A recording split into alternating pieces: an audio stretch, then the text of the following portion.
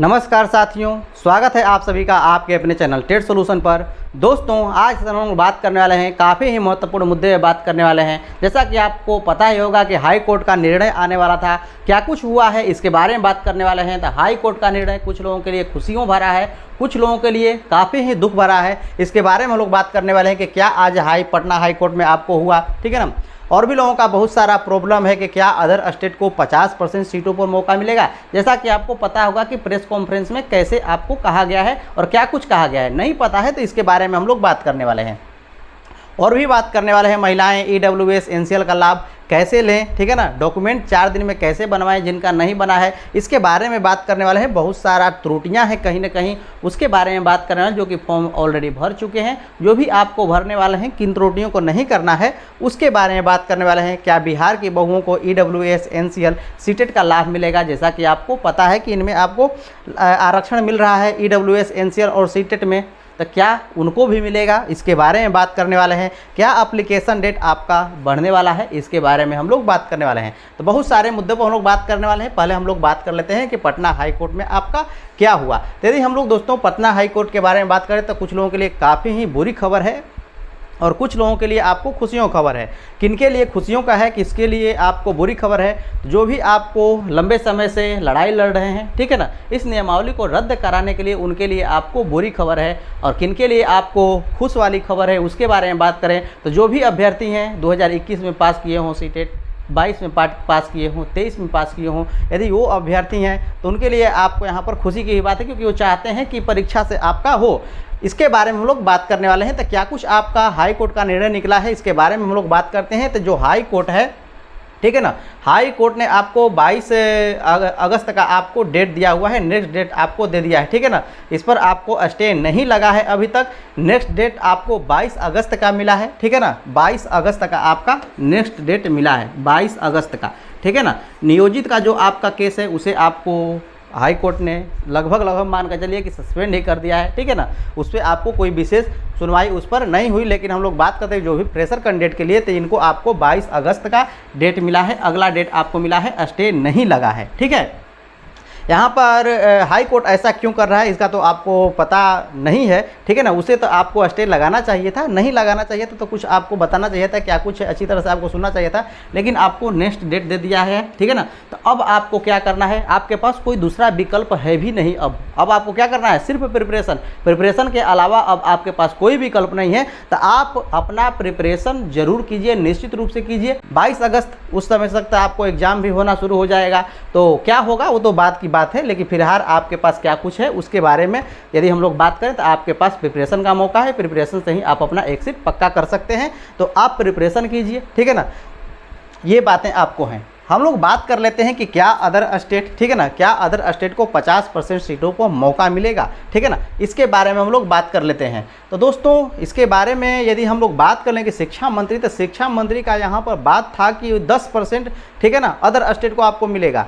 लेकिन यहीं पर हम लोग बात कर लेते हैं कि शिक्षक बहाली में आपको नहीं होगा, बिहारी अभ्यर्थियों का नुकसान, ठीक है ना। इनका सीधा सीधा ये कहना है। लेकिन इनका कहना है कि जो आपको बहाली होगी 1994, 1999, 2000 की आपको तर्ज पर होगी। यहाँ पर भी आपको BPSC ने एग्जाम के माध्यम से यहाँ पर आपको लिया था, ठीक है ना, शिक्षक अभ्यर्थियों को। लेकिन यहाँ पर हम लोग बात करें कि शिक्षक बहाली में यहाँ पर आपको जो भी आपको शिक्षक बहाली में यहाँ पर 50% रिक्तियाँ आरक्षित रहती हैं, ठीक है ना। जो भी आपको 50% रिक्तियाँ आरक्षित कहने का अर्थ क्या है, बात समझिए पहले कि 50% रिक्तियाँ आरक्षित कहने का अर्थ क्या हुआ कि 50% आपका यहाँ पर 50% और 50% मिलाइएगा तो 100% होगा।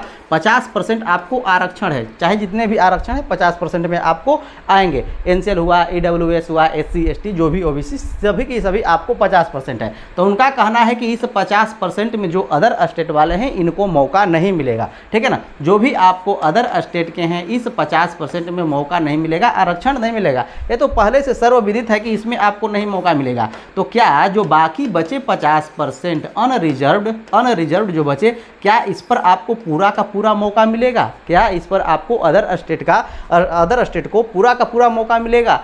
तो दोस्तों पूरा का पूरा मौका मिल सकता है, लेकिन उनका ये कहना है कि इस पर कुछ विशेष फर्क नहीं पड़ेगा, नगण्य फर्क पड़ेगा, कम से कम फर्क पड़ेगा, कोई विशेष आपको फर्क नहीं पड़ने वाला है। तो कैसे है, इसको क्लियर ही नहीं किया गया है। यदि हम लोग शिक्षा मंत्री के बारे में बात करें तो उनका कहना है ये कि 10%, ठीक है ना, 10% नौकरियां जो है अदर स्टेट को आपको अधिक से अधिक जाएंगी, इससे अधिक नहीं जाएंगी। लेकिन इन पर क्या कुछ विश्वास किया जा सकता है? बिल्कुल भी विश्वास नहीं किया जा सकता है। जितने आपको अदर स्टेट के हैं आकर के लड़ने वाले हैं, जो भी आपको अनरिजर्व सीट है, यूआर की सीट है, उस पर आपको आकर के फाइट होगी, उनको किसी भी प्रकार का आरक्षण नहीं मिलेगा। जिनको आरक्षण का लाभ लेना है, जो आरक्षण के माध्यम से बनना चाहते हैं, तो उनको तो कुछ विशेष फर्क नहीं पड़ने वाला है, बिल्कुल भी आपको नहीं पड़ने वाला है। लेकिन जो अदर स्टेट के हैं, जो यहाँ पर बात करें अनरिजर्व सीटें हैं, जो अनरिजर्व में फाइट करना चाहते हैं, उन पर आपको फर्क पड़ने वाला है। कितना फर्क पड़ेगा वो तो समय बताएगा, क्योंकि अभी तक क्लियर नहीं कहा गया है। ये शिक्षा मंत्री जी की बात है कि 10%, इन पर हम विश्वास नहीं कर सकते। आपको विश्वास है तो आप कर सकते हैं, कोई दिक्कत नहीं है। इनका वही 99, 94 और 2000 का हवाला दिया, उन्होंने कहा कि उसमें भी आपको मौका था, इसमें भी मौका मिलेगा। भैया आपको मौका ही यदि देना था तो पहले आपने क्यों किया कि इसमें आपको डोमिसाइल लागू है और आप आकर के 15 दिन बाद डोमिसाइल को हटा दे रहे हैं? पहले ही आपको लगाना चाहिए था। ये कौन सी नियमावली है, कौन सी नोटिफिकेशन है जो कि डेली बेसिस पर चेंज होती है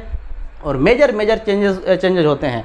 माइनर की तो बात ही छोड़िए, ठीक है ना, मेजर चेंजेस होते हैं। तो ये सभी के सभी आपको प्रॉब्लम है। अब इनसे तो आप कुछ कर नहीं सकते, कोर्ट ही एक सहारा था और इसने आपको इस पर कुछ भी विशेष अभी तक नहीं कहा गया है और अभी तक कुछ भी आपको नहीं निकल करके आया है, ठीक है ना। मुख्य सचिव जो आपको आमिर सुबहानी जो भी हैं, उनका आपको ये कहना था कि इस पर आपको कोई फर्क नहीं पड़ेगा, जो भी अदर स्टेट इसको शामिल है, संविधान के तहत है, संविधान का आपको मानना है कि इसी प्रकार से आपको होना चाहिए आर्टिकल के अनुसार। मैंने इसलिए आपको किया था, पहले भी आप कर सकते थे। क्या पहले ये संविधान का आपके पास नॉलेज नहीं था? होना चाहिए था, जरूर होगा, पहले क्यों नहीं किया? ये आपको बहुत बड़ा प्रश्न चिन्ह है, वो हमेशा के लिए रहेगा। चलिए आगे हम लोग बात कर लेते हैं महिलाओं के बारे में कि महिलाएं EWS NCL का लाभ और डॉक्यूमेंट 4 दिन में कैसे बनवाएं, ठीक है ना। तो दोस्तों इसको बनवाने के लिए यदि 4 दिन का इनको बनवाना है, इनके पास अभी डॉक्यूमेंट नहीं है, तो इसके लिए आपको स्वयं शपथ पत्र आपको इसके माध्यम से बनवा सकते हैं। अर्थात यहाँ पर EWS बनवाने के लिए आपको पहले आय चाहिए होगा, आय बनवाइए, ठीक है ना। स्वयं शपथ पत्र आप उसका निकलवाइए और उसके बाद जाकर के कर्मचारी से उसका सिग्नेचर करवाइए, ठीक है ना। उसके बाद RO मैम के यहाँ वहाँ पर जाएगा और वहाँ पर से जा करके आपका 24 घंटे के अंदर वो आपको बन जाएगा, नहीं तो 48 घंटे के अंदर आपका निकल जाएगा, ठीक है ना। तो ये आपको एक प्रोसेस है जिससे आप कम से कम समय में आप बनवा सकते हैं। बाई प्रोसेस बात करें तो EWS ही बनने में 21 दिन लगता है कम से कम, तो वो आपका डेट ही निकल जाएगा, ठीक है ना। तो आप कम से कम समय में इस प्रकार से बनवा सकते हैं कि आप अपने कर्मचारी से जाइए, सिग्नेचर करवाइए और उसे जमा कीजिए और पुनः आपका वहाँ पर सिग्नेचर होगा और वो आपका निकल जाएगा। उसी प्रकार से आपको पुनः जब आपका आय बन जाएगा तो EWS के लिए आप अप्लाई कीजिएगा, NCL के लिए अप्लाई कीजिएगा। तो ये आपका प्रोसेस है, इस प्रकार से आप बनवा सकते हैं। और महिलाएं जो भी हैं आप अपना लाभ ले सकते हैं, चाहे जो भी पुरुष हैं इसका लाभ लेना चाहते हैं वो भी आपको यहाँ पर लाभ ले सकते हैं इस प्रक्रिया से, यदि उनका नहीं बना हो तो। बहुत सारे लोगों का प्रॉब्लम है कि पिछले वित्तीय वर्ष का है, तो दोस्तों पिछले वित्तीय वर्ष का नहीं चलेगा, ये बात आप समझिए, इसी वित्तीय वर्ष का चलेगा। लेकिन इसके बारे में भी कोई नोटिफिकेशन क्लियर नहीं है। ये बातें हैं कि इसके बारे में कोई नोटिफिकेशन क्लियर नहीं है। वहाँ पर 1 वर्ष लिखा हुआ है, ठीक है ना, 1 वर्ष, उनका 1 वर्ष डेट ही नहीं क्लियर है कि इस डेट से इस डेट तक के हम ले लेंगे। लेकिन आपको यदि बात करें तो ये आपको वित्तीय वर्ष पर चलता है आय, ठीक है ना। तो जब वित्तीय वर्ष पर चलता है तो उस स्थिति में आपको नहीं वैलिड होगा। जो भी आपको अप्रैल से होंगे और अभी तक के जिनका होगा वो डॉक्यूमेंट वो आपको वैलिड होंगे, यदि उससे पहले का है तो नहीं वैलिड होंगे। तो इसलिए आपको 2023-24 सेशन का बनवाना है और कम से कम समय में यही एक तरीका है, नहीं तो आप जनरल में काउंट किए जाएंगे और जनरल की तरह आपको फाइट करना पड़ेगा, ठीक है ना। यदि पुराना भी आप लगाते हैं तो ये बातें आपको ध्यान दीजिएगा, ठीक है ना, आप लोगों को ध्यान देना पड़ेगा, क्योंकि यही आपका रास्ता ही है कि जनरल से आपको फाइट करना पड़ेगा। क्या बिहार की बहुओं को EWS NCL सीटेट का लाभ मिलेगा? जैसा आपको पता है कि सीटेट में आपको महिलाओं को 82 पर आपको होता है, ठीक है ना। यहाँ पर SC ST, ठीक है ना, यहाँ पर फिजिकल हैंडीकैप्ड 75 पर होता है, OBC का 82 पर होता है। तो क्या यहाँ पर बहुओं को जो भी हैं उनको आपको EWS NCL का लाभ मिलेगा या नहीं मिलेगा? तो दोस्तों यहाँ पर यदि वो दूसरे स्टेट की हैं, ठीक है ना, और बिहार में आकर के शादी इनकी हुई है, तो उस स्थिति में इनको आपको नहीं लाभ मिलने वाला है। जबकि मिलना चाहिए, वो अदर स्टेट की हैं, इनका शादी बिहार में हो गया तो वो ऑलरेडी अब बिहार की न हो गई भैया, तो उनको तो मिलना चाहिए था, लेकिन नहीं मिल रहा है, यही आपको प्रॉब्लम है। तो दोस्तों इनको आपको कोई लाभ नहीं मिलने वाला है, जो कि आपको निहायत ही गलत है। तो ये आशा छोड़ दें कि इनको EWS NCL का लाभ मिलेगा। यदि वो चाहते हैं तो फॉर्म भर सकते हैं। EWS NCL उनका बना हुआ है, पति के पते से अब तो बनना चाहिए, क्योंकि पति के पते से रहेगा तभी तो आप इसका लाभ ले सकते हैं। पिता के पते से रहेगा तो अदर स्टेट के हो जाएंगे। तो आपको पति के पते से बनना है तो आप चाहें तो एक बार ट्राई कर सकते हैं, आप फॉर्म में भर सकते हैं, इससे आपका फॉर्म रिजेक्शन नहीं होगा। ये बातें, यदि आप इसके योग्य नहीं हैं तो उसका लाभ आपको नहीं मिलेगा, आपका फॉर्म रिजेक्ट नहीं होगा, ठीक है ना। इससे आप घबराइए नहीं। तो लाभ यदि लेना चाहती हैं, लगता है कि आपको लाभ मिल सकता है, तो आप इसका यूज कर सकते हैं, इससे आपके फॉर्म पर कोई फर्क नहीं पड़ेगा। लेकिन जैसा नोटिफिकेशन है उसके अनुसार से आपको लाभ इसका नहीं मिलने वाला है। एज ए जनरल आपको ट्रीट किया जाएगा, ठीक है ना, जनरल की तरह आपको अनरिजर्व की तरह आपको ट्रीट यहाँ पर किया जाएगा।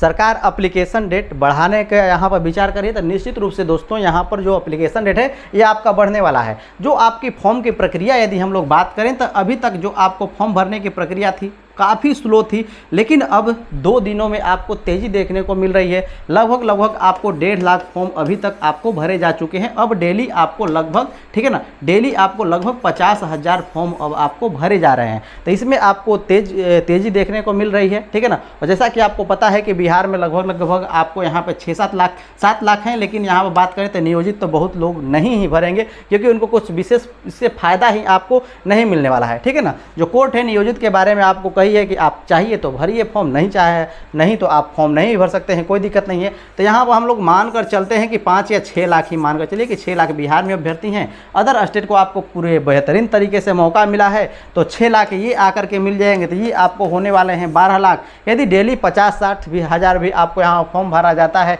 तो आपके पास अब समय कम है, ठीक है ना, सिर्फ 8 ही दिन का आपको समय है। तो इतने में आपको फॉर्म भरा नहीं पाएगा, तो कम से कम आपको 5 दिन का और मौका मिलने वाला है, ठीक है ना। कम से कम आपको 5 दिन का और फॉर्म भरने का मौका मिलेगा, ठीक है ना। तो वो आपको मौका पता चल जाएगा, जो डेट समाप्त होने से 2 दिन पहले आपको मौका, जो आपको डेट बढ़ने वाला है कितना, ये आपको पता चल जाएगा। निश्चित रूप से आपको डेट बढ़ेगा, क्योंकि बिना डेट बढ़े हुए काम ही नहीं चलेगा। क्योंकि जो बहुत सारे लोगों का जो आपको ये जिसको लाभ लेना है NCL EWS का, ये कागजात ही नहीं बन पा रहे हैं, तो उनके लिए काफ़ी समस्या है। तो उनके लिए जो है उनका लाभ लेने के लिए कम से कम कुछ समय चाहिए। ये तरीका है, इस तरीके में भी कुछ प्रॉब्लम है कि जब RO मैम के यहाँ जा रहा है, ठीक है ना, तो वहाँ पर आपको रुक जा रहा है, कहीं ना कहीं वो छुट्टी पर रह रही हैं, कहीं कुछ रह रही हैं, तो वहाँ पर आपको रुक जा रहा है, नहीं हो पा रहा है, तो ये आपको काफ़ी प्रॉब्लम हो जा रही है। तो इसमें भी आपको लेट हो जा रही है। लेकिन ये जो प्रोसेस है काफ़ी फास्ट प्रोसेस है, 2 दिन में आपका कागजात बनने का प्रोसेस है, लेकिन इसमें भी कहीं कहीं आपको देरी हो जा रही है इनकी अनुपस्थिति के कारण। तो ऐसा भी हो सकता है, और इसके चलते आपको जो डॉक्यूमेंट है नहीं बन पा रहे हैं। ये सारी समस्याएं हैं, तो आपको इन समस्याओं से निकलने का तरीका आपका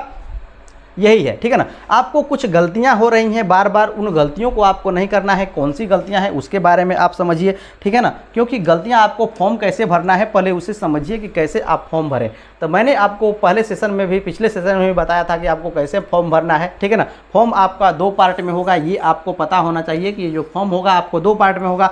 पहले आप रजिस्ट्रेशन कराइए, रजिस्ट्रेशन कराने के लिए आधार, DL, पैन कार्ड आपको लगेगा। इनमें से किसी को भी आप यूज कर सकते हैं। आधार में प्रॉब्लम है, DL लगाइए, DL में प्रॉब्लम है, पैन कार्ड लगाइए, किसी को भी लगाइए, किसी से भी कराइए।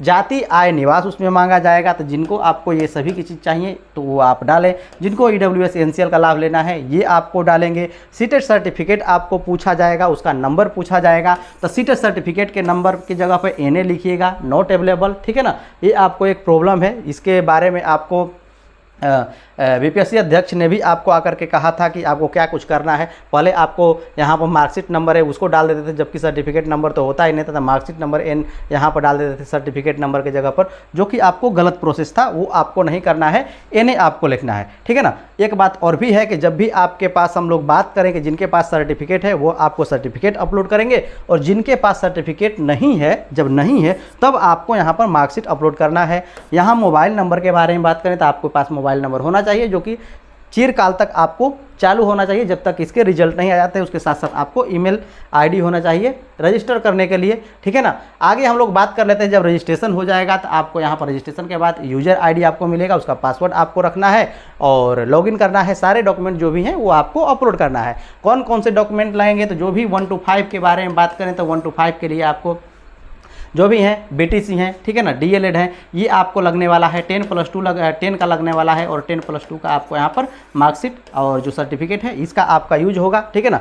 आमतौर पर जहाँ भी अपलोड करने के बारे में बात कही गई है तो ये आपको सर्टिफिकेट अपलोड करने के बारे में बात कही गई है। ये बातें आपको ध्यान देनी है। तो कुछ लोगों को आरक्षण भी मिला है, तो सीटेट में जो भी आपको आरक्षित हैं, अर्थात महिलाओं के बारे में बात करें तो 82 पर आपको हो जाने वाला है।